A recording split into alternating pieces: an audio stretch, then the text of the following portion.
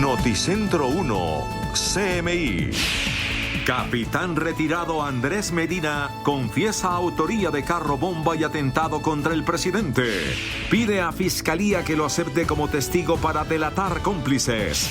Afirma que su padre, que está detenido, no participó en los dos ataques. Muere un policía y 6 resultan heridos en ataque a Comisión de Restitución de Tierras. Sigue asesinato de líderes. Van 100 este año, 30 de ellos indígenas. Por primera vez un miembro del Clan del Golfo confiesa ante la JEP. Comandante de la Armada anuncia medidas especiales para Nariño y Chocó. Colombia será ahora exportador legal de marihuana para uso medicinal. Crisis educativa sin precedentes, denuncia Universidad Javeriana. COVID ataca con fuerza a embarazadas. Suben contagios, bajan muertes. 1.800.000 jóvenes buscan empleo en el país, revela Mintrabajo.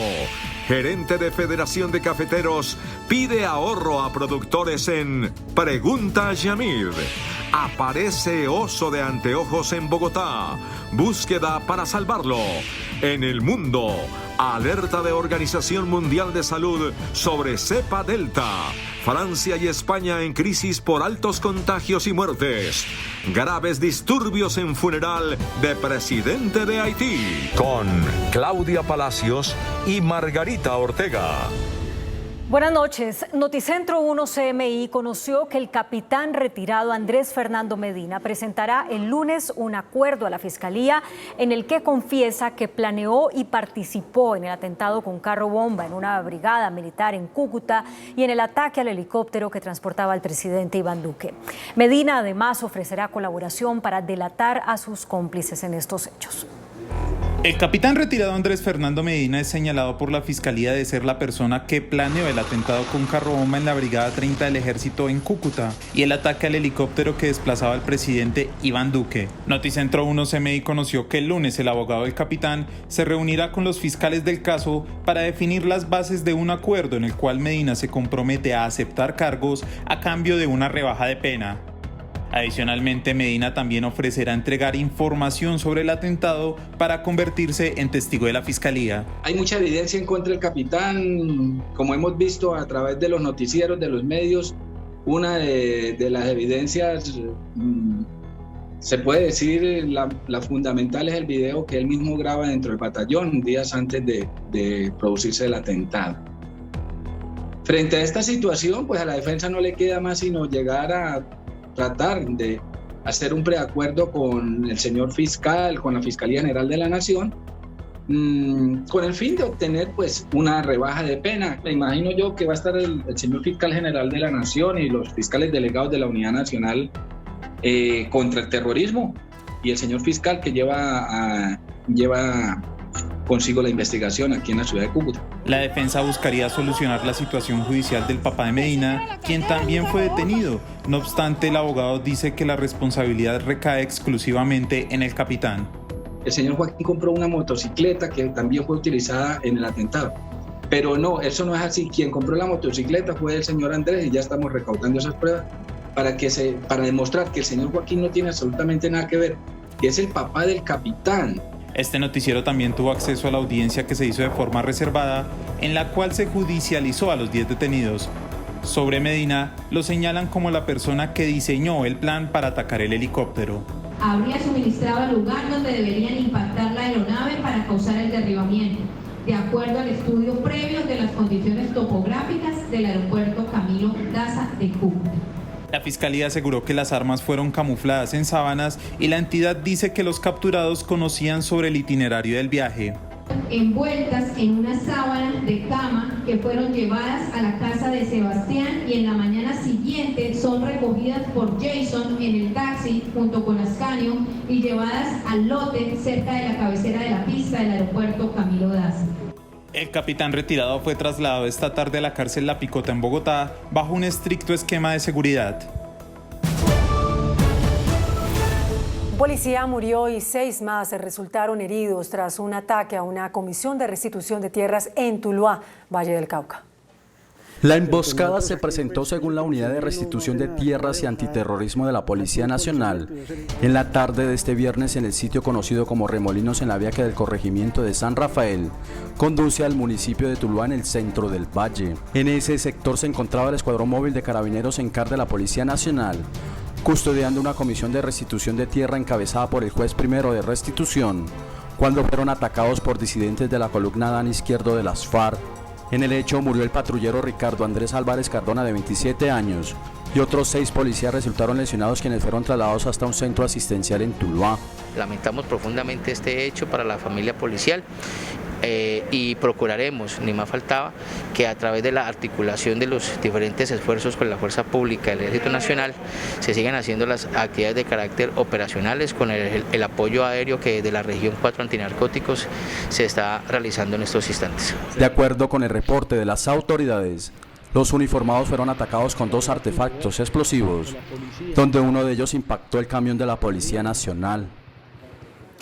Andrés Córdoba Tamaniza, de 17 años, comunero indígena de la comunidad en Verachamí del resguardo Totumal, ubicado entre Belalcázar y Viterbo, Caldas, es el indígena número 30 en ser asesinado este año. Según Indepaz, ya son 100 los líderes sociales asesinados en 2021. Según la investigación, el indígena en Verachamí fue víctima de desaparición forzada, homicidio y trato cruel y degradante. Existen muchas zonas del país en donde no solamente se dan asesinatos, sino producto de ellos desplazamientos masivos. Hay que recalcar que cuando se asesina a un indígena no solo se elimina a un individuo, sino que se rompe todo un tejido social colectivo que hay alrededor de estas personas. Detrás de la muerte del indígena estaría alias El Mono o El Pecoso, y además fue vinculado a la investigación el teniente Jason Leandro Mejía Vázquez. Se vincula esta investigación penal mediante una orden judicial de captura al señor teniente, que fungía como comandante de estación de policía Belalcázar, por los delitos de favorecimiento y de omisión de denuncia. Capítulo especial merecen los 5 comunicadores indígenas que han sido asesinados. Abelardo Liz, Efigenia Vázquez, Rodolfo Maya, Beatriz Cano y Eider Campo. Todos ellos murieron en desarrollo de la actividad periodística, murieron soñando con contar con unos medios apropiados, con unos medios que entregaran una información precisa a las comunidades indígenas. Según Indepaz, ya van 100 líderes asesinados en 2021 y desde la firma de paz 1216. Por primera vez, un cabecilla del Clan del Golfo habló ante la Comisión de la Verdad sobre los crímenes cometidos por esa organización dedicada al tráfico de drogas. Alias Nicolás, detenido en 2018, reconoció que usan a la población civil como escudo. Alias Nicolás fue el segundo al mando del Clan del Golfo hasta agosto de 2018, cuando fue capturado por la policía y aceptó cargos por homicidio, secuestro múltiple, terrorismo y enriquecimiento ilícito. Hoy fue escuchado por la Comisión de la Verdad y, en respuesta a la pregunta de uno de los comisionados, habló sobre las graves afectaciones que ese grupo está causando a la población civil. ¿Por qué pasan y siempre se ubican, buscan el resguardo para librarse de operaciones o de borbandeos? Los que siempre llevan en este caso son las comunidades indígenas y negras. Comunidades a las orillas de los ríos navegables como el Atrato son las principales víctimas. Llegan a matar a Otoniel, va a surgir más y más bandas. ¿Y a dónde van a buscar? Las riberas de los ríos, las partes montañosas, las comunidades indígenas, las comunidades negras. Alias Nicolás, quien hizo parte de las autodefensas desde la época de los hermanos Castaño, aseguró ante la Comisión de la Verdad que esos grupos crecieron por el apoyo de la fuerza pública y empresarios. Pero sí había ya una coordinación entre Castaño, fuerza pública, en ese entonces también el DAS de apartado y inteligencia militar. Entonces existía el BIT4, se me escapa otra entidad que tenía las fuerzas militares en ese entonces. Ya había un vínculo muy grande ya con todos estos gremios, tanto políticos como empresariado y todo. Sin embargo, no denunció a ninguna persona o empresa en particular. El comandante de la Armada Nacional, almirante Gabriel Pérez, anunció medidas especiales de seguridad para la costa pacífica, donde enfrentamientos entre grupos ilegales han generado el desplazamiento de más de 2.000 personas en las últimas semanas.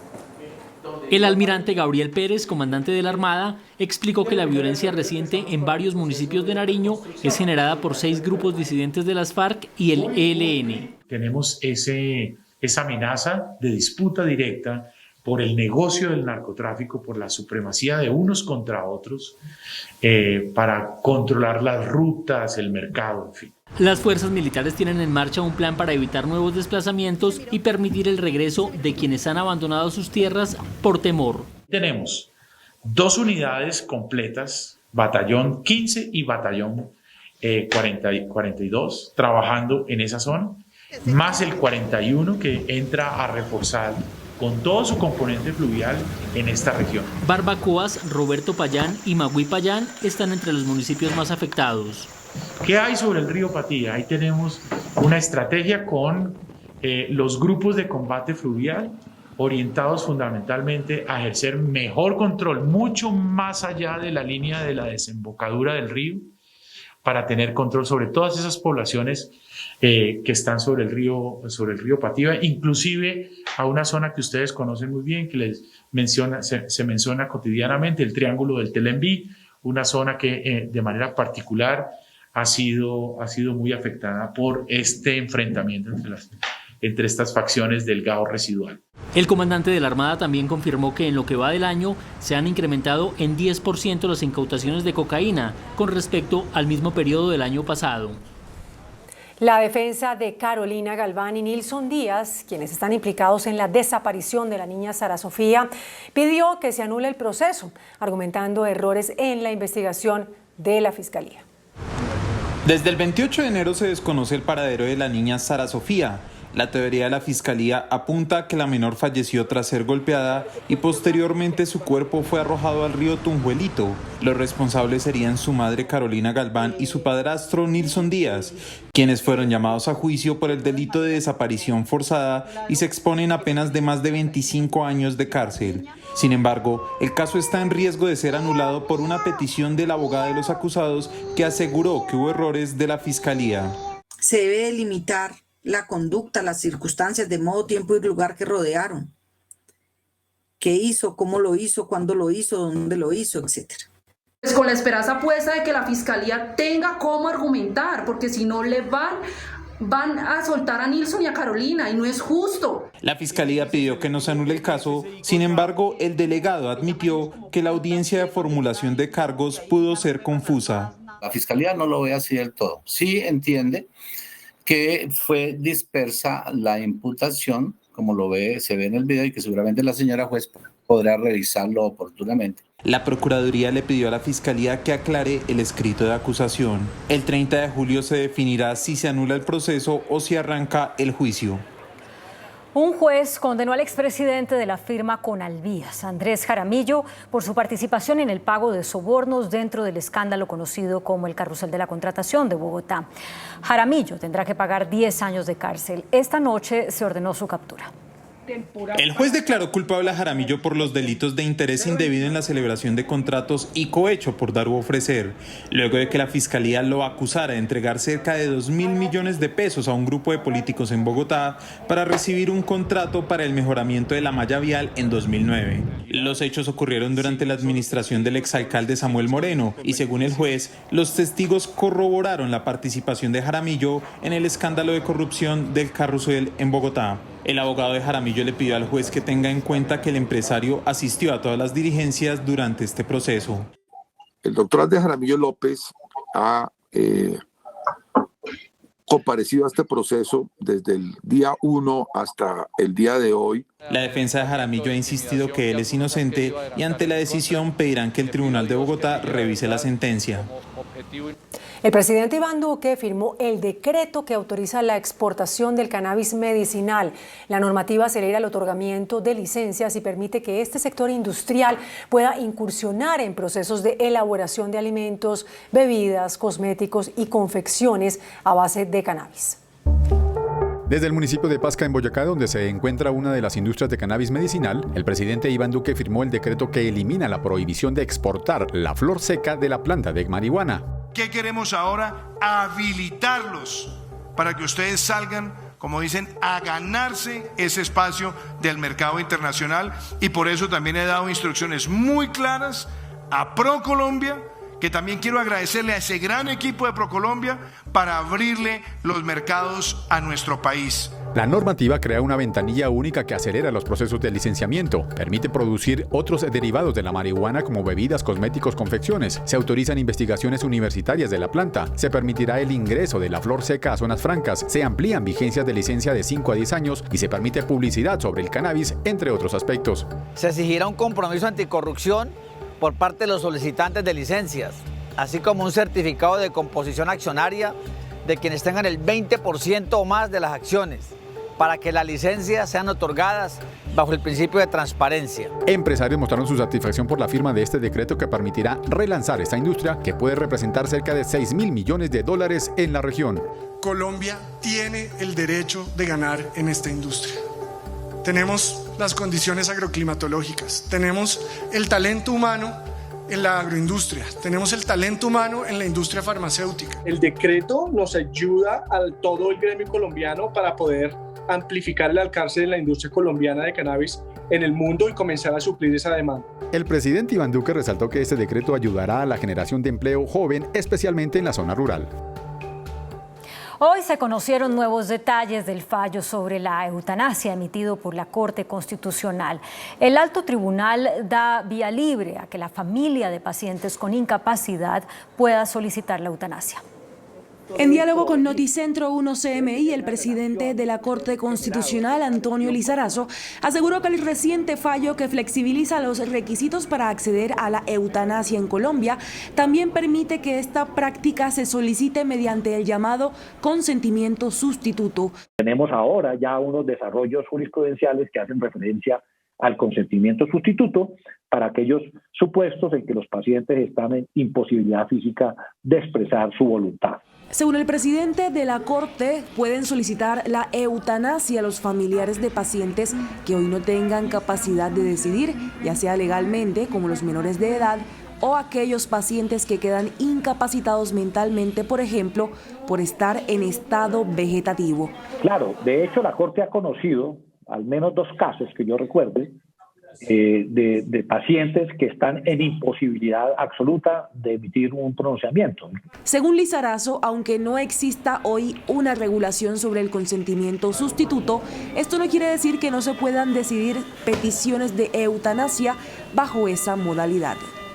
Entonces la Corte advierte que requiere una regulación por ley estatutaria. Para solicitar la eutanasia hoy ya no es necesaria la certificación de una enfermedad terminal. Se requiere demostrar que el paciente tiene sufrimientos intensos físicos o psíquicos, que lo practique un médico y que haya un consentimiento. El Consejo de Estado suspendió provisionalmente el decreto presidencial que autorizó la asistencia militar en el marco de las manifestaciones programadas dentro del paro nacional. La decisión se adoptó en medio del estudio de una tutela presentada por un grupo de ciudadanos de Cali. Al considerar que ha sido amenazado el derecho a la protesta social, la sección 4ª del Consejo de Estado suspendió el decreto con el que la Presidencia de la República autorizó la asistencia militar en ciertas regiones del país, en el marco de las protestas ciudadanas que se prolongaron desde el pasado 28 de abril. El alto tribunal tomó esa decisión al fallar una tutela radicada por habitantes de Cali que denunciaron que la respuesta de la fuerza pública a las alteraciones presentadas con ocasión de los meses de protesta fue desproporcionada. El Consejo de Estado determinó que los derechos a la vida y la integridad personal de los demandantes y manifestantes fueron amenazados por el uso excesivo de la fuerza pública y dijo que este tipo de actuaciones por parte de la policía deslegitiman su intervención en las manifestaciones pacíficas. En Ituango se agrava el desplazamiento de campesinos por amenazas de grupos armados. Además, en las últimas horas, un vendaval azotó a la población, lo que afectó varias viviendas. La crítica situación de orden público en el municipio de Ituango, Antioquia, aumentó con más de 1.000 desplazados que salieron desde varias veredas por temor a las amenazas de grupos armados. Más de 1.000 personas desplazadas provenientes todas del cañón de Quebrada del Medio.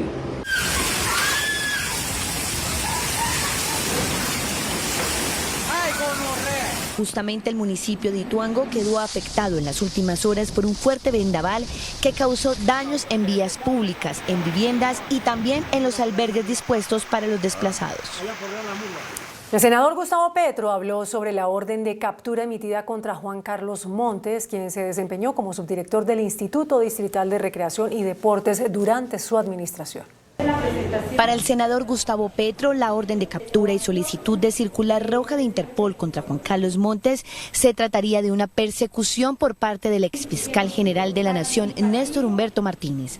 Señaló que Montes ya había sido exonerado disciplinariamente en la presunta contratación irregular para construir un parque durante su alcaldía en 2015 y que no está relacionado con el Petrovideo, en el que el mismo Montes grabó a Petro recibiendo un fajo de 20 millones de pesos para su campaña al Senado. Néstor Humberto, el fiscal, utilizó el caso del video para sabotear el debate mío sobre su participación en el escándalo de Odebrecht. El senador se pronunció en Medellín, en donde además asistió al acto de perdón en el que un hombre que lo había amenazado en redes sociales en el año 2018 le pidió disculpas públicas por decisión de la Fiscalía. Colombia reportó este viernes una leve alza en el conteo diario de contagios por COVID-19. Los decesos disminuyeron. Suben los contagios y bajan las muertes por COVID-19 en Colombia. El Ministerio de Salud confirmó este viernes otras 13.164 infecciones. Se presentaron en su mayoría en Bogotá, en el departamento de Antioquia y en el Valle. Los casos activos también siguen bajando, 111.661 a la fecha. El total de contagios en Colombia, 4.705.734. Las muertes reportadas este viernes, 352. Ya han muerto por COVID-19 en el país un total de 118.188 colombianos. Los recuperados aumentaron con otros 13.000 para un total de 4.462.573. Las cifras de los últimos 4 días. El pasado martes se confirmaron 12.829 contagios, 378 muertes. El 21 de julio, 11.244 contagios, 351 muertes. Ayer, 12.576 contagios, 354 muertes. Y hoy, 13.164 contagios, 352 muertos. El país alcanzó la cifra de 11 millones de personas vacunadas contra el COVID-19 en ciclo completo. Hoy comenzó el proceso para inmunizar jóvenes de más de 30 años y mujeres embarazadas. En momentos en que se anuncia la apertura masiva de la vacunación, el país alcanzó la cifra de 11 millones de personas que ya recibieron su esquema completo de las vacunas contra el COVID-19. Esto equivale al 22% del total de la población en Colombia. Actualmente hay disponibles 5 millones de dosis que están en las neveras en las distintas regiones, mientras que 3.5 millones de la farmacéutica Moderna llegarán el próximo domingo. Con esta disponibilidad no hay excusa para no vacunarse, dice el Ministerio de Salud. No hay excusa, vacunémonos. Con esto vamos a disminuir la enfermedad, vamos a disminuir las ocupaciones en unidades de cuidado intensivo y vamos a disminuir la pérdida de vidas. El plan de vacunación alista la inmunización de la población joven en Colombia, que según datos del DANE asciende a más de 11 millones de personas por debajo de los 30 años de edad. Este fin de semana llegarán al país las primeras vacunas de Moderna. Son 3,5 millones de dosis donadas por Estados Unidos. Así lo confirmó el director del Departamento Administrativo de la Presidencia, Víctor Muñoz. Lo segundo, en diálogo con Noticentro 1 CMI, el director del Departamento Administrativo de la Presidencia, Víctor Muñoz, confirmó la llegada de 3.5 millones de vacunas donadas por el gobierno de Estados Unidos. La donación por parte del gobierno de los Estados Unidos de 3.5 millones de dosis de Moderna. Esto se suma a los 2.5 millones de Janssen que ya nos habían donado hace algunas semanas. Estarán llegando el próximo domingo. Y de igual manera continúan llegando pues, los biológicos que han sido adquiridos por parte del gobierno nacional. Estarán llegando también la próxima semana biológicos de la farmacéutica Pfizer y de la farmacéutica Moderna, al igual que de AstraZeneca. Víctor Muñoz reiteró que el gobierno y el sector privado analizan opciones para incentivar la vacunación, como días de compensatorio para quienes porten el carnet. Por su parte, Gustavo Morales, quien es el presidente de ASEMI, que es el gremio que agrupa las EPS, propuso hoy establecer la obligatoriedad en la vacunación contra el COVID-19 en todo el país. Aunque una ley expedida el año pasado por el Congreso de la República establece que en Colombia la vacunación es voluntaria, las EPS consideran que en este punto de la pandemia es necesario reformar las normas y decretar la obligatoriedad de la inmunización contra el COVID-19. Ya a estas alturas, después de que el mundo lleva más de 6 meses vacunando, es claro que quien no se quiera vacunar le hace un gran daño a sus congéneres, a sus familias, a sus vecinos, a las personas con las que convive. Por lo tanto, está muy bien que contemplemos la posibilidad de hacer obligatoria la vacunación. El vocero de las EPS también se mostró en favor de adoptar medidas como el denominado pasaporte de vacunación, con el cual se restringirían los viajes a quienes se nieguen a recibir la inmunización. La Federación Colombiana de Obstetricia alertó sobre la afectación del COVID-19 entre mujeres embarazadas y advirtió que es la segunda causa de muerte entre gestantes. En una conferencia virtual, la Sociedad de Obstetricia alertó que el COVID-19 tiene en la mira a las mujeres embarazadas, a tal punto que por esta causa está aumentando la mortalidad en este grupo poblacional. En este momento, la segunda causa de mortalidad materna en Colombia es la enfermedad por COVID-19. Y la primera, obviamente, sigue siendo preeclampsia. Por eso es muy importante que todas las mujeres asistan a sus controles prenatales, no por miedo, por temor, por incertidumbre, no los dejen atrasar. El Ministerio de Salud dispuso que ya no es necesaria la prescripción o concepto de un ginecólogo para que las mujeres embarazadas se puedan vacunar contra el COVID-19. El Laboratorio de Economía de Educación de la Universidad Javeriana alertó sobre la crisis sin precedentes que vive la educación colombiana tras evaluar cifras entregadas por la Organización para la Cooperación y el Desarrollo OCDE y el Banco Mundial, que revelan el rezago educativo de más de 2 años que enfrentan los estudiantes colombianos. Según la Organización para la Cooperación y el Desarrollo Económico OCDE, en el 2020 Colombia acumuló 150 días sin clases, en los cuales los colegios de primaria y secundaria estuvieron cerrados. El promedio de los otros países integrantes de la organización fue de 60 días en secundaria y 55 en primaria. El rezago va a ser enorme, con todas las consecuencias que eso trae para la vida de los estudiantes, en términos de sus oportunidades, pero también para todo el país y toda la sociedad. Según el Banco Mundial, este cierre significa la pérdida en promedio de puntajes para las pruebas PISA de hasta 50 puntos. Esta es una crisis educativa sin precedentes, porque si bien antes teníamos rezagos, estos rezagos aún son muchísimo más grandes y esto implica unos retos enormes en términos de acciones concretas, de acciones inmediatas. Según la codirectora del Laboratorio de Economía de Educación de la Universidad Javeriana, este rezago marca una dura crisis en la educación colombiana. Es importante que el gobierno logre identificar quiénes son los que más perdieron brechas, en qué regiones, de qué características, quienes más perdieron aprendizaje en este momento.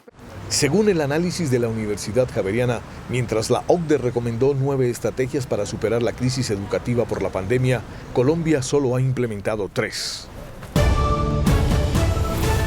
La bancada del Partido Liberal en el Congreso de la República radicó un proyecto de ley para congelar los salarios de los congresistas y de altos funcionarios del Estado.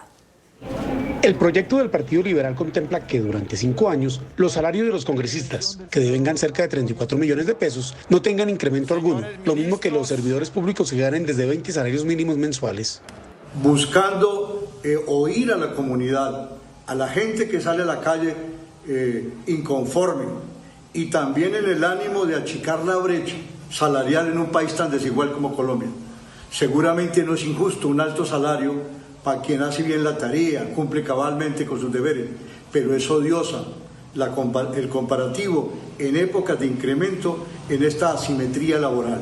El Partido Liberal cuenta con una bancada de 14 senadores y de 35 representantes a la Cámara, quienes por unanimidad radicaron el proyecto que esperan esta vez reciba el respaldo de los demás partidos políticos.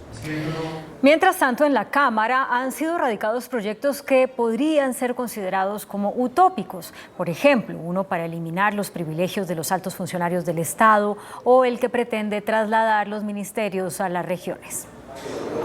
El último periodo legislativo del actual Congreso inició muy prolífico en materia de proyectos de ley. A la fecha se han radicado 45 iniciativas en la Cámara de Representantes de toda índole. En algunos sectores califican varios de esos proyectos como soñadores, como la iniciativa que busca trasladar 17 ministerios a las regiones. Otra iniciativa busca quitar los privilegios a los altos funcionarios del Estado. Es inadmisible que un funcionario hoy, como el defensor del pueblo, en un fin de semana pueda obtener viáticos por más de 7 millones de pesos. O que altos funcionarios viajen en primera clase cuando cómodamente lo pueden hacer en clase económica. El secretario del Congreso, Gregorio Eljas, aseguró que a más proyectos radicados, mayor debilidad institucional. El número de proyectos de leyes es inversamente proporcional a la calidad de instituciones que tenemos. Entre más proyectos necesiten, significa que hay más debilidad institucional. Otro proyecto que podría considerarse soñador es el que busca acabar con los llamados lobistas.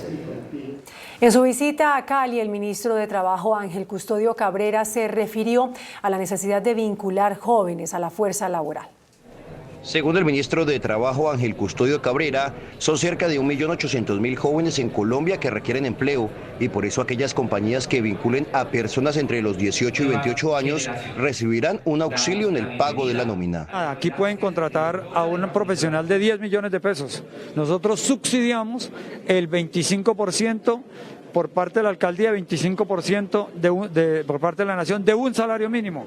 Estamos hablando de casi 500.000 pesos. El beneficio lo recibirán las empresas durante un año y permitirá que se recuperen los empleos perdidos por la pandemia. En este momento estamos ofreciendo 600.000 subsidios para todo el país. Bogotá, por ejemplo, va a tener 50.000 y ahí poco a poco vamos mirando de acuerdo a las necesidades de la región. Son 8 ciudades del país donde ya inició este proceso de empleabilidad. Solo en Cali se crearán al menos 40.000 nuevos puestos de trabajo. Bogotá abrió en la localidad de Kennedy el centro de atención a población de migrantes más grande de la ciudad. Allí recibirán comida caliente, ropa limpia, asesoría jurídica, entre otros servicios. 8 de cada 10 venezolanos que llegan a Bogotá se quedan. Para atender esta ola migratoria, la capital abrió el centro de atención al migrante más grande de la ciudad en la localidad de Kennedy. Aquí hay atención humanitaria, desde baño, ducha, comida caliente, ropita nueva. Son personas que llevan meses caminando, largas distancias. Atención para sus niños. Carmen y José Juan son venezolanos. En su llegada a la capital tuvieron que dormir en la calle y soportar el rechazo. En el centro encontraron una mano amiga. Ayer llegué aquí, me dieron el kit de alimento. Hoy me dieron el kit de aseo personal. A mi hijo le van a conseguir un cupo estudiantil que no tiene en el momento. Le dan a salud. Bogotá tiene el 20% de los migrantes venezolanos del país, con más de 340.000 personas. La Contraloría General pidió un informe a la Unidad de Gestión de Riesgo sobre los avances en la reconstrucción de Mocoa tras las inundaciones registradas hace 3 años. Por la creciente súbita del río Mulato en Mocoa, presentada el pasado miércoles, que generó momentos de pánico y la evacuación preventiva de comunidades, ha sido inevitable recordar la tragedia ocurrida en ese municipio en 2017 por el desbordamiento de 3 ríos y una avalancha que dejó más de 300 víctimas mortales. La Contraloría pidió explicaciones a la Unidad Nacional de Gestión del Riesgo por la reciente emergencia y por el proceso de reconstrucción. Hemos solicitado en el día de ayer al director de la Unidad Nacional de Gestión del Riesgo de Desastres que presente un informe. Una comisión de contralores se desplazará a la capital del Putumayo para verificar el avance de obras. Estamos haciendo entonces un seguimiento permanente a todas las acciones que está desarrollando la Unidad de Gestión de Riesgo. Las autoridades del país llamaron la atención por el incremento de hurtos. Según cifras de la misma policía, cada día son denunciados 650 casos. Es alarmante el incremento de robos a personas en el país. Noticentro 1 CMI conoció las cifras más recientes que maneja la policía relacionadas con este delito que no da tregua. Según un informe de la entidad, entre enero y junio de este año se han denunciado un total de 117.659 robos, un incremento respecto al año anterior del 19,19%. Lo que ha ocurrido tradicionalmente en el manejo de las cifras es que hay un ocultamiento de las cifras debido a que la gente denuncia poco. La cifra se traduce en un promedio diario de 653 robos, es decir, 27 víctimas cada hora. Ciudadanos que caen en las manos de los delincuentes. Por zona, lo más crítico se presenta en Bogotá, Valle del Cauca, Antioquia y Cundinamarca. Hemos venido trabajando en coordinación con la Gobernación de Cundinamarca, diferentes actividades con el fin de implementar una estrategia y evitar que el hurto de personas se siga incrementando. El uso de armas sigue en aumento. En su mayoría los robos se cometen con armas blancas, cortopunzantes y de fuego. Ya mucha cantidad de armas de fogueo, que no son armas de fuego como tal, pero que parecen una arma de fuego. Los ciberdelitos también aumentaron en el primer semestre un 62%. Las autoridades capturaron a varias personas señaladas de retener y golpear a algunos policías durante las protestas del mes de mayo. Durante un operativo, 7 personas fueron capturadas y un menor de edad aprehendido por su presunta responsabilidad en la agresión contra 8 policías que se desplazaban por la vía Cali-Palmira cuando estaban de descanso y quedaron atrapados en uno de los bloqueos el pasado 27 de mayo. Fue incinerado el vehículo, fueron torturados los policías, les hurtaron las pertenencias, fueron golpeados, algunos de ellos de mayor gravedad, que fueron remitidos a hospitales de alto nivel en Cali. Entre los detenidos está alias La Mona, Perea y Mayarino, presuntos responsables de golpear en múltiples ocasiones a los uniformados en el sector de la Y. Las autoridades en Bogotá investigan el brutal ataque del que fue víctima un policía en Suba, la localidad de Suba. El uniformado por poco es quemado dentro del vehículo de la institución. El distrito ofreció una recompensa de 20 millones de pesos para esclarecer este hecho. Así quedó la patrulla en la que se movilizaba Andrés Mancera, uniformado de la policía, que fue atacado en manada por encapuchados con palos, piedras y bombas molotov, provocando un incendio del vehículo con el uniformado adentro. Estamos ofreciendo una recompensa de hasta 20 millones de pesos por información que nos permita identificar a los responsables de estos hechos violentos. El hecho, que se registró en la noche del jueves en la localidad de Suba, por poco acaba con la vida del uniformado. Están cometiendo delitos y tentativas de homicidio contra los miembros de la Policía Nacional. El patrullero fue auxiliado por gestores de convivencia, defensores de derechos humanos y la propia comunidad. Con cámaras de seguridad, la policía rastrea e intenta identificar a los responsables del ataque. El gobierno nacional y la alcaldía de Bogotá trabajan en una fórmula para lograr un salvavidas para Transmilenio. La nación asumirá parte del déficit y la alcaldía hizo un llamado al Consejo para que apruebe los recursos que necesita el sistema. La pandemia generó un déficit de 2 billones de pesos en Transmilenio, hueco que tiene en riesgo la operación, por lo que este viernes la alcaldesa Claudia López y la ministra de Transporte Ángela María Orozco anunciaron un salvavidas de 1 billón de pesos para el sistema. El gobierno nacional se comprometió a aportar el 50% del déficit que causó el COVID. Pero el otro 50% lo tenemos que cubrir las alcaldías. Y es que Transmilenio se va quedando sin gasolina. Los recursos disponibles alcanzan para financiar la operación hasta el mes de agosto. Si el Consejo no le da el visto bueno a esos recursos, ¿cuál es el plan B para no dejar de operar el sistema? No hay plan B.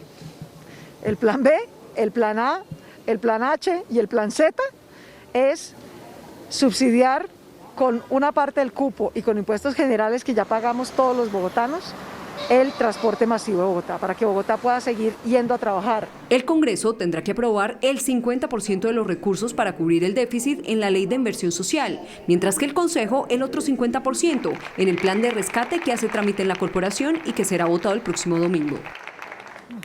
El ministro de Agricultura, Rodolfo Sea, reveló que se han concretado negocios por más de 1 billón de pesos con el programa de agricultura por contrato. De acuerdo con el titular de la cartera agropecuaria, se han realizado negocios por 1.3 billones de pesos en uno de los programas que eliminan los intermediarios y comercializadores de la cadena. El mecanismo solo vincula de forma directa la compra y venta de bienes agrícolas a las grandes superficies con el productor. Esto garantiza el pago justo a los campesinos. Más de 160.000 productores se han beneficiado. Dentro de la iniciativa de agricultura por contrato, estamos uniendo las puntas vendedoras con las puntas compradoras. Podemos decirle que tenemos 42 organizaciones de productores que representan a 4.480 campesinos y campesinas que han podido hacer negocios. El gobierno viene impulsando jornadas de negocios en varias regiones del país. El ministro de Agricultura se pronunció desde el departamento del Chocó, donde el balance es más que positivo. Donde ya firmados, acordados, tenemos aproximadamente 2.400 millones de pesos, pero como expectativas de negocio podemos llegar ya a más de 7.680 millones de pesos. Productos como el arroz, el plátano, la yuca y algunas frutas, los más beneficiados. El índice de capitalización de la bolsa, que mide el comportamiento de las 20 principales acciones, cerró al alza. El índice selectivo MSCI Colcap de la Bolsa de Valores de Colombia subió 0,19% a 1.254 puntos. La acción preferencial de Avianca fue la que más subió, con una valorización de 7,35% a 263 pesos.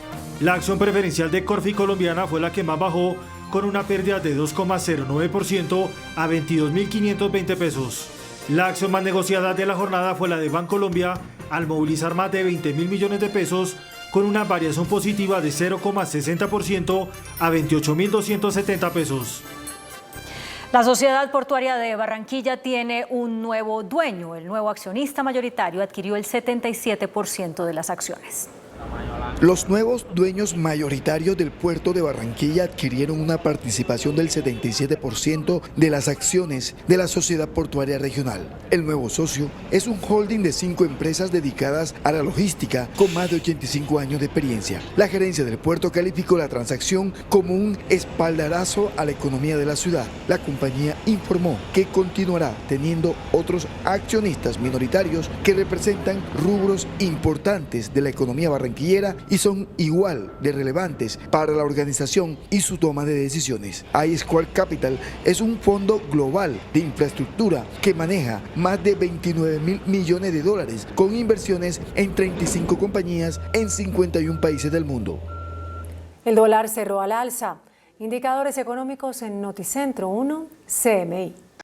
La tasa representativa del mercado que regirá hasta el próximo lunes será de 3.874 pesos con 44 centavos. Los profesionales del cambio compran la divisa en promedio entre 1.710 pesos y la venden entre 1.760 pesos. Un euro cuesta 4.578 pesos con 50 centavos. La libra de café en Nueva York se cotizó a $1.89. El azúcar se transó en 18,12 centavos de dólar la libra. El barril de petróleo WTI se cotizó en $72.17. La referencia Brent para Colombia se cotizó en $74.20. Una acción de Ecopetrol cuesta 2.551 pesos.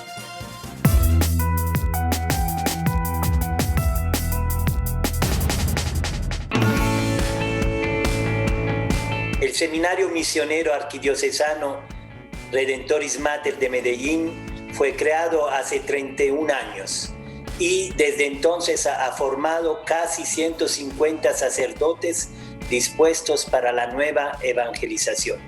En ese tiempo de pandemia, muchas de nuestras actividades no han sido posibles. Por lo tanto, desde el año pasado hemos hecho la Seminatón. Este año es la segunda edición. Muchas empresas y benefactores han participado de la Seminatón, una obra que busca seguir con la formación de seminaristas y preparar a jóvenes que desean seguir esta misión.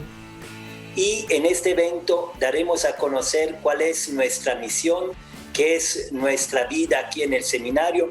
En este tiempo, como más que nunca, necesitamos formar sacerdotes que llevan una palabra de aliento, de ánimo a todas aquellas personas que la necesitan. Nuestra experiencia en estos 31 años ha sido maravillosa. Hemos visto cómo familias enteras se han reconstruido. Hombres y mujeres jóvenes han dejado el sinsentido y se han encontrado con la belleza de la vida.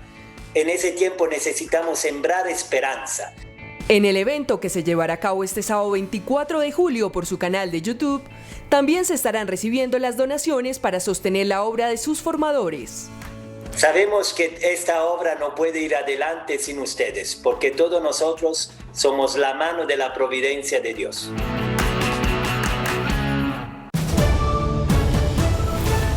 Parques Naturales anunció millonarias inversiones para mejorar la infraestructura turística en zonas de reserva. La intervención superará los 30.000 millones de pesos. Con el ánimo de promover el ecoturismo y mejorar las condiciones para esta actividad en áreas como esta del Parque Natural Chingaza en el departamento de Cundinamarca, el gobierno nacional ha destinado 30.000 millones de pesos para obras de mejoramiento de la infraestructura ecoturística. Lo que queremos es mejorar la infraestructura que nosotros tenemos en este momento.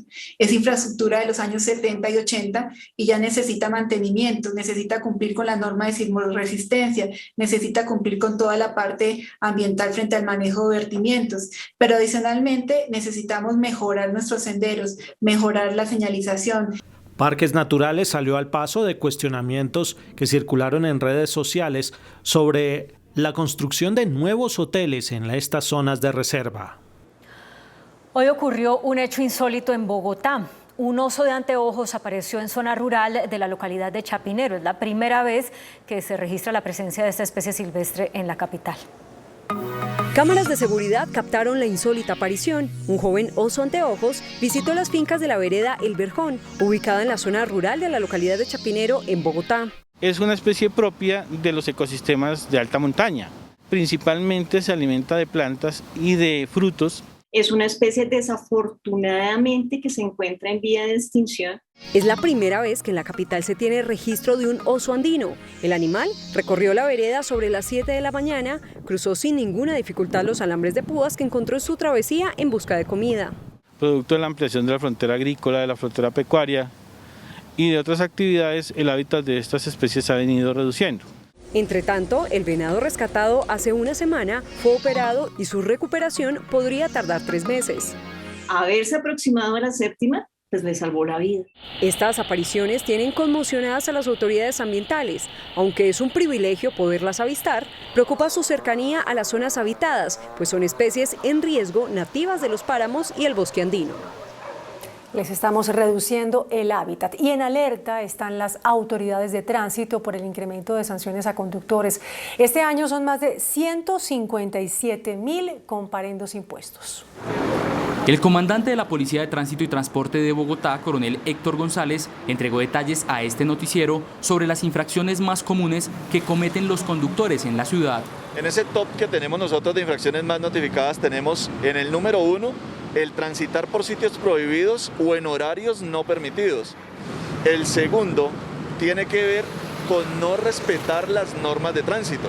Y el número 3, curiosamente, va orientado a los ciclistas y a los peatones. Y es que solo este año han sido sancionados 157.837 conductores. Las inmovilizaciones van en aumento. En lo que va corrido del año hasta la fecha, se han inmovilizado aproximadamente 34.000 vehículos. Según cifras del CIMIT, solo el 48,5% de los conductores pagan sus comparendos. El recaudo de dinero por infracciones se destinará este año en la conservación de 1.370 kilómetros de la malla vial. Esos 18.000 millones de pesos que le transferimos a la unidad de mantenimiento vial se van a ver reflejados en la intervención de aproximadamente 35.5 kilómetros carril. El llamado es a los conductores para que revisen en la página de la Secretaría de Movilidad si tienen algún comparendo por pagar para ponerse al día y evitar embargos. 9 de la noche, 1 minuto, y así iniciamos nuestra segunda hora de noticias. La Organización Mundial de la Salud citó 2 nuevos estudios desde China y Canadá en los que se advierte de la mayor peligrosidad de la variante Delta del coronavirus, que sería un 137% más mortal y que va camino a convertirse en la cepa dominante en todo el mundo.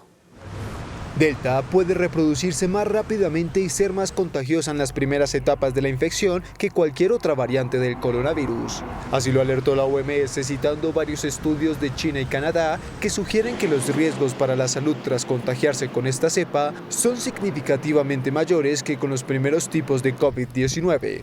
Según la investigación canadiense, con Delta las posibilidades de hospitalización aumentan en un 120%, mientras la probabilidad de ingreso a una UCI es de alrededor del 287%. El riesgo de muerte, por su parte, asciende a más de 137%. De hecho, desde la OMS se alerta que esta variante ya representa más de 3/4 partes de los nuevos casos y va camino a convertirse en la cepa dominante en todo el mundo. Francia podría registrar un promedio diario de 50.000 casos de coronavirus si se mantiene el nivel de propagación de la variante Delta en esa nación europea que ya enfrenta una cuarta ola de la pandemia.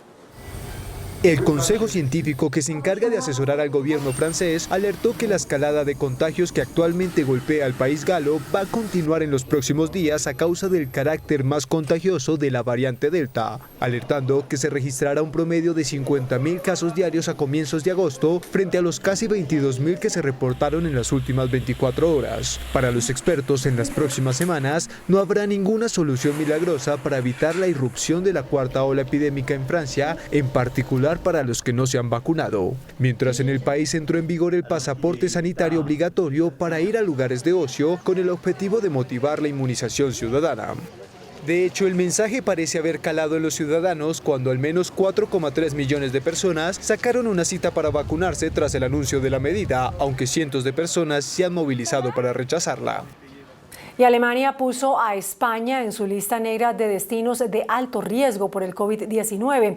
Los viajeros de ese país que no tengan completo su esquema de vacunación tendrán que cumplir una rigurosa cuarentena de 10 días inmediatamente después de ingresar al país.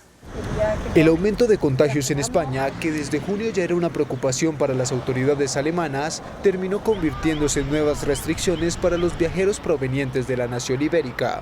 Esto después de que Alemania puso a España en su lista negra de destinos de alto riesgo por el COVID-19. Y desde el próximo martes, los españoles que quieran ingresar a este territorio y no tengan un completo esquema de vacunación deberán guardar cuarentena por un periodo de 10 días que puede reducirse a 5 si se presenta una prueba negativa. La medida se produce en un momento en que la primera economía europea intenta frenar la rápida propagación de la variante Delta. La decisión de Alemania puede ser un duro golpe para la industria turística española en pleno verano, aunque las nuevas medidas no impiden a los turistas alemanes llegar a España, pero podrían disuadir a los viajeros cuando Alemania es el segundo país que más connacionales envía a España, con 13 millones de turistas anuales. 3 estados concentran el 40% de los nuevos casos de COVID-19 en los Estados Unidos, donde se ha registrado un aumento en el número de contagios debido a la propagación de la variante Delta. Si bien los casos de COVID-19 en Estados Unidos han aumentado en casi todos los estados durante la última semana, unos pocos han impulsado la mayor parte de la disparada a nivel nacional. Florida, Texas y Missouri, 3 de los territorios con las tasas de vacunación más bajas, representaron el 40% de todos los casos del país. I don't think our role is to place blame, but what we can do is provide accurate information to people who are not yet vaccinated about the risks they are incurring, not only on themselves, but also the people around them.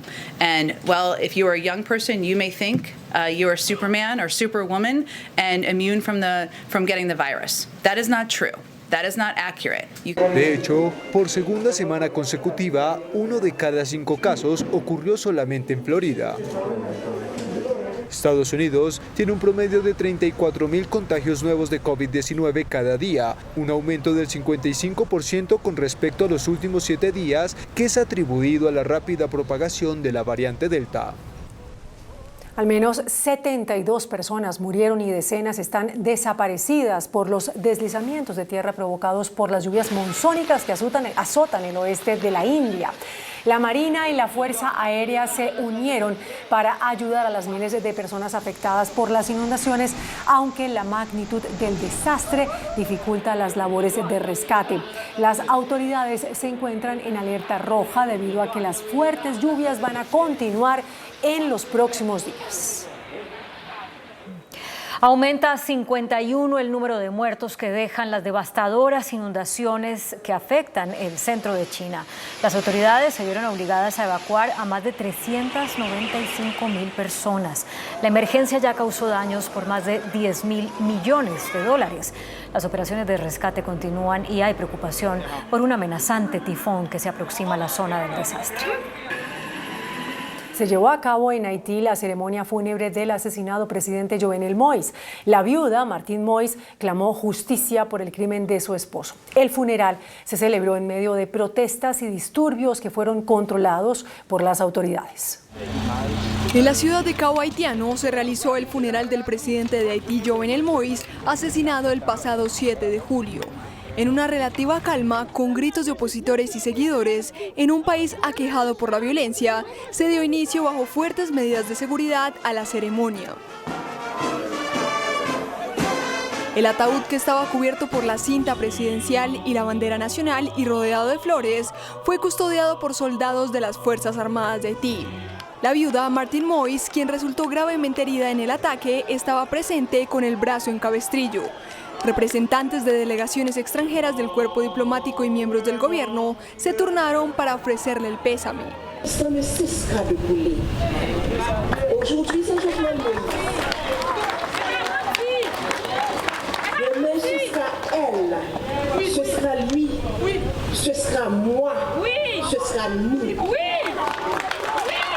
Pas en paix, mon cœur, pas avec le sentiment du devoir accompli. Laisse ton âme se reposer en paix. Nous nous chargerons du reste. Las delegaciones tuvieron que abandonar el lugar apresuradamente después de que se escucharan disparos en las protestas que se llevaban a cabo en las inmediaciones del lugar. La policía tuvo que lanzar gases lacrimógenos para controlar a los manifestantes.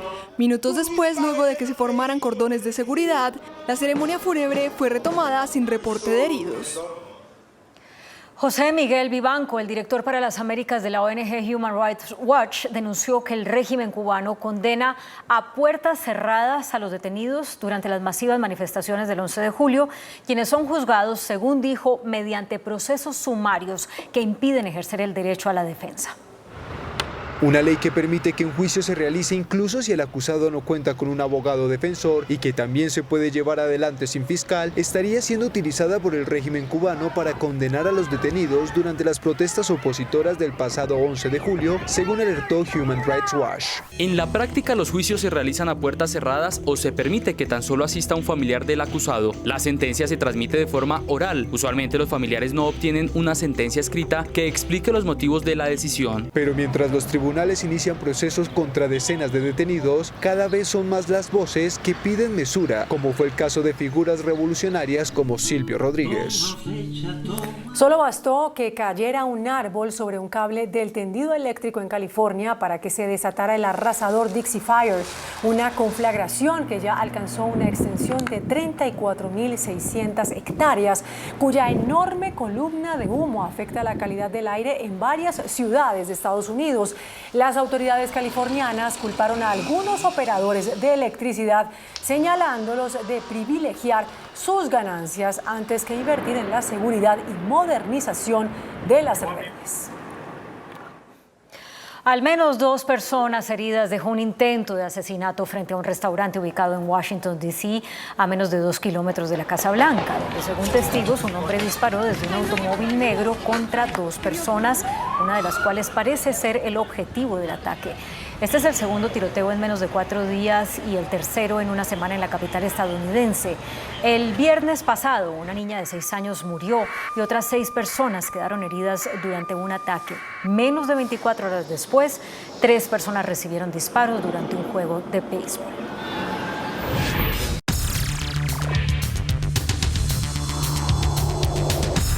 Muy buenas noches.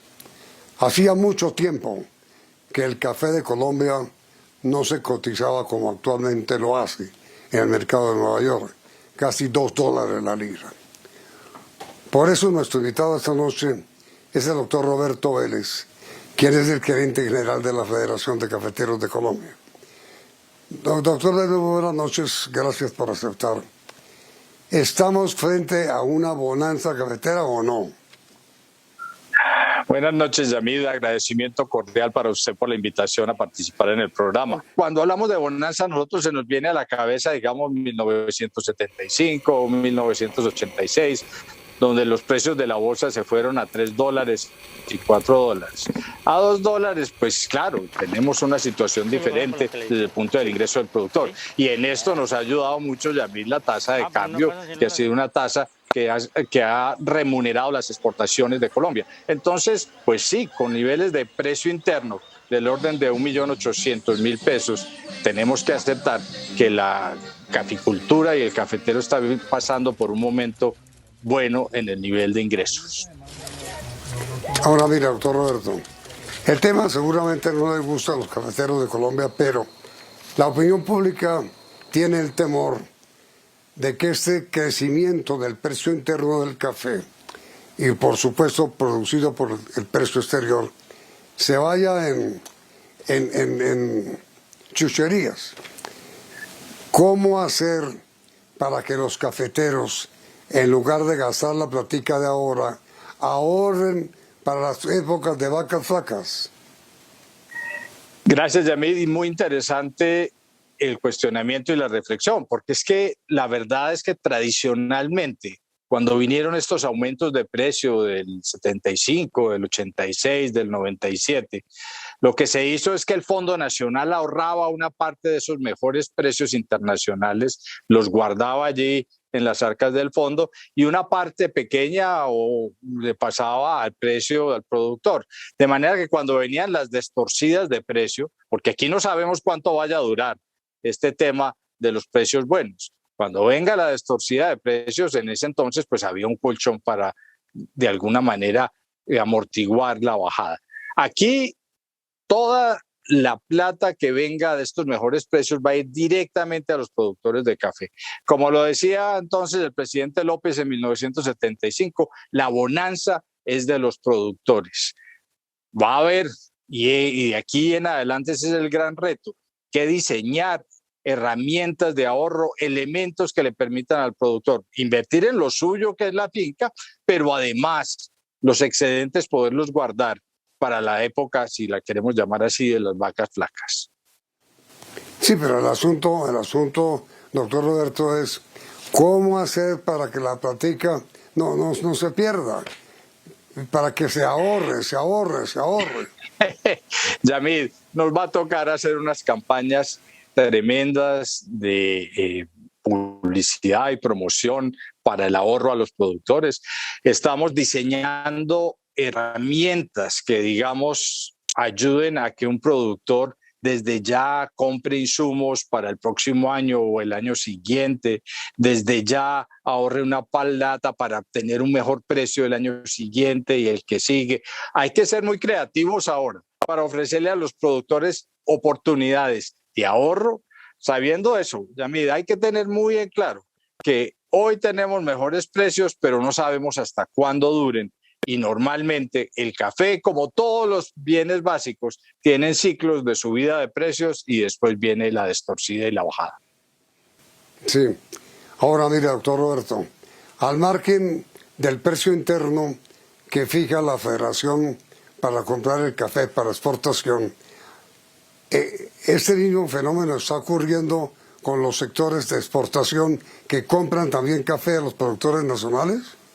Aquí viene un tema, Yamid, en el que tenemos que pensar. Si bien el productor en Colombia tiene que estar contento y se lo merece, se merece unos mejores precios porque el negocio en el pasado no ha sido bueno. Aquí hay que estar muy atentos, Yamid, a que esa disminución de oferta de Brasil no vaya a impactar muy fuerte los precios internacionales, porque al final, si el consumidor tiene que pagar el doble por una taza de café, pues de pronto va a consumir menos y terminamos golpeando el consumo internacional de café, en este caso, o el consumo interno, y bajando con ello la posibilidad de seguir creciendo ese activo enorme que tiene la caficultura mundial, que es el crecimiento paulatino del consumo de café en el mundo. Nosotros, los colombianos, doctor Vélez, seguimos importando café pasilla para exportar el bueno.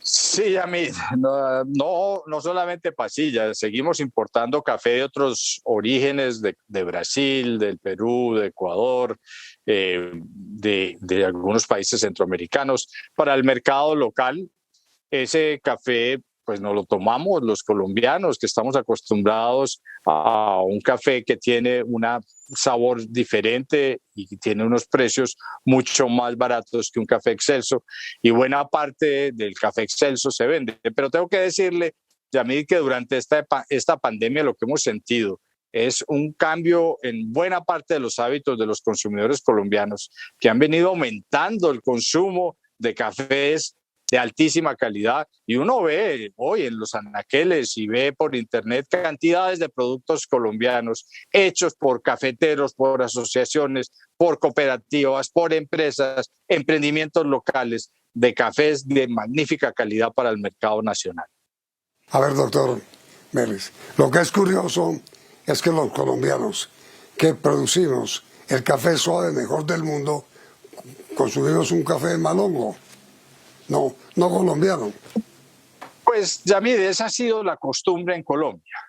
En Colombia, y un poco como hijo de la época del acuerdo internacional, pues el mejor café se exportó, las pasillas y los consumos se le daban del Fondo Nacional con un nivel de subsidio a la industria local, y el paladar de los colombianos se acostumbró a ese sabor. Ese ha sido un poco el karma para poder cambiar y modificar el hábito en el consumo de café. Pero las nuevas generaciones, la aparición de las cafeterías, de las tiendas de café, de los nuevos formatos, de los capuchinos, de los expresos, han hecho que la cosa empiece a cambiar.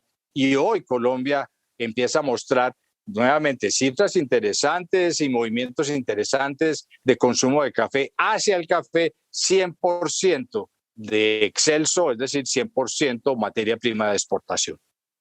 Ahora, mire, doctor Vélez, todas esas medidas que se han tomado para que los cafeteros sigan sembrando café, sigan y no cambien su ruta cafetera, ¿siguen vigentes? Sí, Yamid. Digamos, nosotros seguimos empeñados en la federación en mantener un programa de renovación cafetera de forma tal que podamos ir rotando la caficultura y mantenerla joven, cada vez más joven, cada vez más joven. Yo le tengo que reportar al país con muchísimo orgullo que hoy tenemos los mejores indicadores técnicos de la caficultura en estos momentos. Tenemos la mejor edad, la edad más bajita, tenemos la mayor productividad, tenemos la mayor densidad, la menor infestación de broca y de roya. Es decir, tenemos un parque cafetero que, como lo expreso de manera muy orgullosa, está listo para producir 14,5 millones de sacos. Es decir, que nos coge esta mejor nivel de precios, yo todavía no lo llamo bonanza, este mejor nivel de precios, como decimos en Colombia, bien parqueados. Mire, la pregunta final, doctor Vélez. Los colombianos crecimos con Quindío, Risaralda, Caldas, como la zona cafetera, pero eso ya no existe. El primer productor de café de Colombia es Huila, y Nariño, y Antioquia. ¿Eso sigue igual hasta ahora, doctor Vélez? Mire, Yamid, lo dice usted correctamente. Ha habido a lo largo de estos últimos 30 años un cambio en la geografía cafetera colombiana. Inicialmente estuvo muy focalizada en ese centro del país, Caldas, Quindío, Risaralda, al norte del Valle, Antioquia, y hoy está muy por los lados más del sur del país, Nariño, Cauca, el Huila, el Tolima, se han convertido en áreas cafeteras, y estamos, Yamid, usted se sorprenderá, incorporando nuevas áreas a la caficultura que antes no existían. Putumayo, Caquetá, Casanare, Meta, Arauca, el sur de Bolívar, son hoy lugares en donde se cultiva café y donde la caficultura está creciendo y está dándole la oportunidad a mucha gente de tener el sustento de cuenta del café. Qué bueno. Algún día, doctor Vélez, ¿podremos los colombianos tomar buen café colombiano, o estamos condenados a tomar café del Ecuador y del Perú y de Brasil? No, Yamid, mire, en cualquier momento, hoy uno va a un supermercado y se encuentra una gama de productos espectaculares hechos con café de exportación, cafés que compiten en los mejores estándares del mundo para los paladares más exigentes. No les dé miedo, vayan y compren. Pues ojalá que todos los colombianos podamos tener acceso a este buen café, para no seguir consumiendo café del Perú. Doctor Roberto, muchas gracias por haber aceptado esta invitación. Muchas gracias, Yamil, muy amable. Igualmente. Y a ustedes, televidentes, también muy amables. Y los invitamos a continuar aquí. Tómense un café en Noticentro 1. Sí, pero bueno.